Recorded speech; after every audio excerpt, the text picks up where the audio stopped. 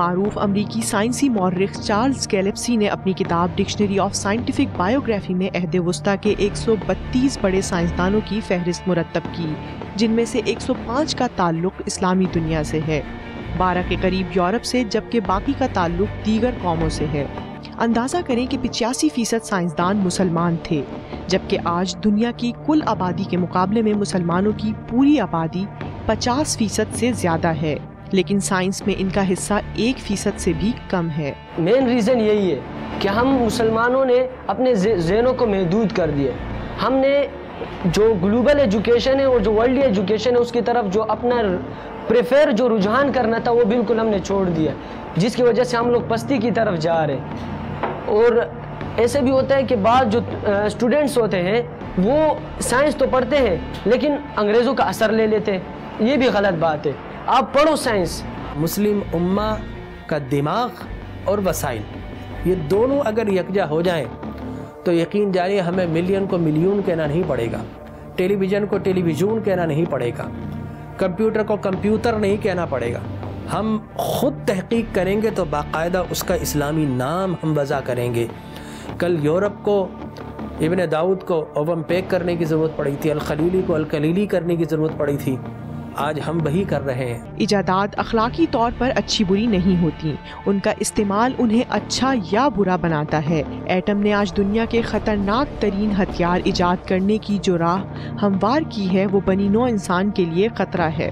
کوئی ایجاد کر لینا یہ بڑا کارنامہ ہے، یا اس کے استعمال کرنے والے ہاتھوں کو درست کر لینا اور مقاصد اچھے پیدا کروا لینا یہ بڑا کارنامہ ہے۔ ڈرون ایک ایجاد ہے، بارود اور بم ایک ایجاد ہے، لیکن آج اس بات پر ہمیں غور کرنا ہوگا کیا ان ایجادات سے بحیثیت مجموعی انسانیت کو نفع فائدہ پہنچا یا انسانیت کا نقصان ہوا؟ اب جو لڑائی ہے وہ جسمانی اتنی نہیں رہی جتنی ذہنی ہے۔ اس وقت دنیا میں ڈیبیٹ ہو رہی ہے کہ آرٹیفیشل انٹیلیجنس ہمارے فائدے کے لیے ہے یا نقصان کے لیے، اور میں یہ سمجھتا ہوں کہ آرٹیفیشل انٹیلیجنس جو ہے اگر نیگیٹو طور سے استعمال کرنے ہم بیٹھ جائیں تو جو دوسرے کنونشنل ہتھیار ہیں وہ ان کے سامنے کچھ بھی نہیں ہے۔ زمین کیا ہے اور عارضی طور پر بسنے والے اس زمین پر اپنی ضروریات کی تکمیل کے لیے کس طرح ایجادات کرتے ہیں؟ اب جتنا پروڈکشن کا سسٹم تھا، ایگریکلچر بیسڈ جتنی بھی پروڈکشنز ہیں وہ انسان کی بنیادی، تو انسانوں نے سوچا کہ اگر ہم نے کسی نظم کے تحت ریونیو جمع کرنا ہے، اور ریونیو کس چیز سے جمع ہوگا کہ جب آپ کی ایگریکلچر پروڈکٹ آئے گی، اور پروڈکٹ تو آپ کی موسموں سے آتی ہے، آپ کے مہینوں سے نہیں آتی۔ تو اس مسئلے کو حل کرنے کے لیے جو سب سے جدید سائنسی کوشش ہوئی تھی وہ عمر خیام نے کی۔ وہ جو جلالی کیلنڈر انہوں نے بنایا وہ شاہکار ہے۔ اچھا، اس کے 500 سال بعد آپ کی جو مغربی دنیا تھی انہوں نے بھی کوششیں کر کے آخر اسی طرح کا کوئی کیلنڈر بنا لیا جسے گریگورین کیلنڈر کہتے ہیں، جو آج تک ہمارے پاس چل رہا ہے۔ والدین پوری انرجی جمع پونجی لگائی، بچہ نکلا ڈاکٹر بن کر نکلا، انجینئر بن کر نکلا، اس نے کیا کرنا ہے؟ اس نے پیسے کمانے ہیں، تحقیق نہیں کرنی۔ اس کی وجہ کیا ہے؟ اس کی وجہ یہ ہے کہ اس کے پاس اتنے وسائل نہیں ہیں۔ لہٰذا میں وہاں پر دیکھتا ہوں تو مایوسی نظر آتی ہے کہ اتنا پڑھا آپ نے، پوسٹ گریجویشنز بھی کی، لیکن آپ نے کیا کیا کنسلٹنٹ بن کر، ڈاکٹر بن کر آپ نے 4000 فی لی پیشنٹ سے، مریضوں سے۔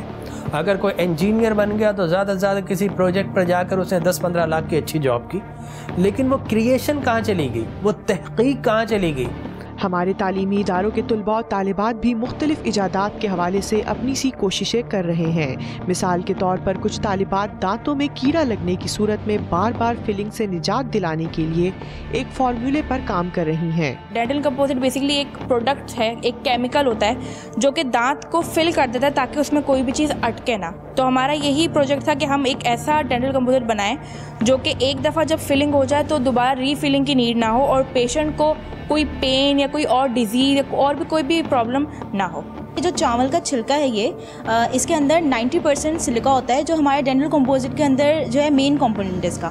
تو ہم نے اس کو جو ہے یوز کر کے اپنا پروڈکٹ بنایا ہے۔ یہ ہمارے پاس وائٹ کلر کا پاؤڈر ہوتا ہے اور اس چیز کہتے ہیں سلیکا۔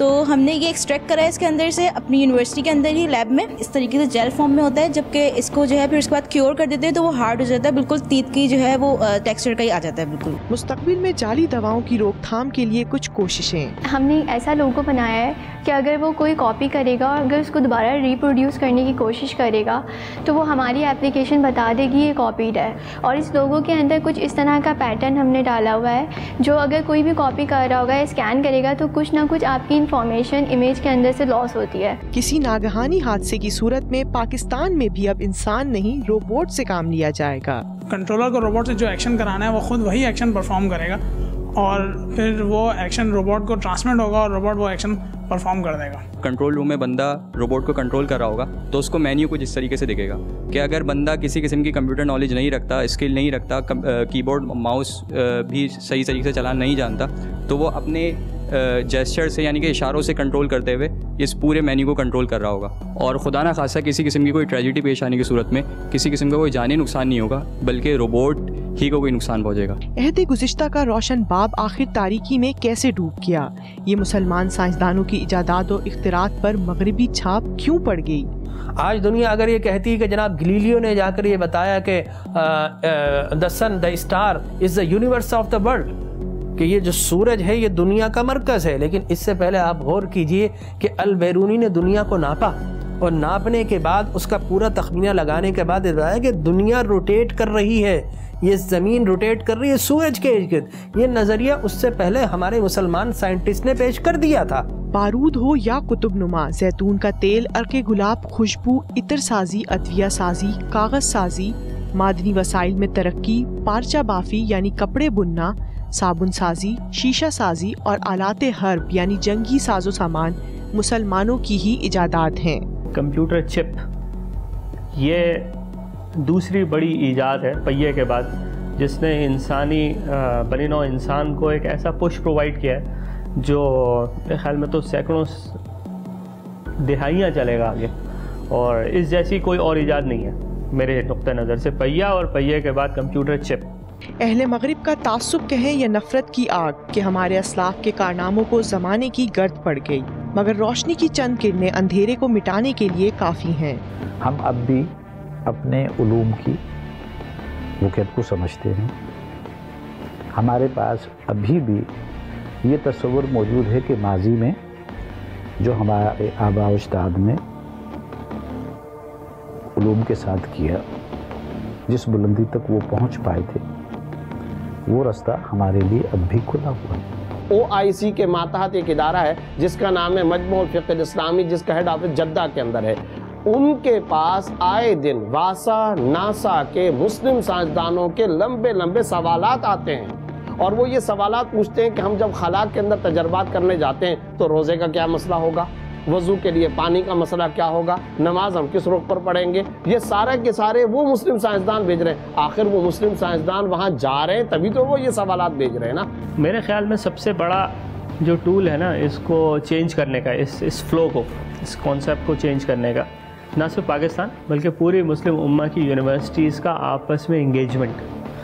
کیونکہ آپ دیکھیں گے اگر آپ ایک ایک یونیورسٹی کو قریب سے دیکھیں تو آپ کو پتہ لگے گا کہ ان میں عجیب عجیب قسم کے کام ہوئے ہیں, اور ان کاموں کی وہ ویلیوز ہیں جو بآسانی بین الاقوامی معیار کے کاموں کا موازنہ کر سکتی ہیں. وہ بچے جو بریلینٹ ہوں, جو تحقیق اور جن کے اندر کچھ جاننے کی, کچھ حاصل کرنے کی لگن ہو, ان بچوں پر اگر فنڈنگ کی جائے, ایسے ادارے ہوں, یقینی طور پر ہم میں ٹیلنٹ ہے, ہمیں جستجو ہے, لیکن یہ جستجو ٹیلنٹ اس وقت ہوگی جب آپ کا پیٹ بھرا ہوا ہوگا. کوئی شک نہیں کہ ایجادات کے لامتناہی سلسلے میں ہر جگہ ہمیں مسلمان سائنسدان نظر آتے ہیں, مگر دور حاضر میں یورپی سائنسدانوں کی چھاپ کسی حد تک اسے گہنا چکی ہے. اب ہمیں اختراعات و ایجادات کے دروازوں کو اپنی سوچ کے دھارے کے ساتھ کھولنے کی ضرورت ہے. تحقیق اور جستجو ہماری کھوئی ہوئی شناخت برقرار رکھنے میں یقیناً مددگار ثابت ہوگی.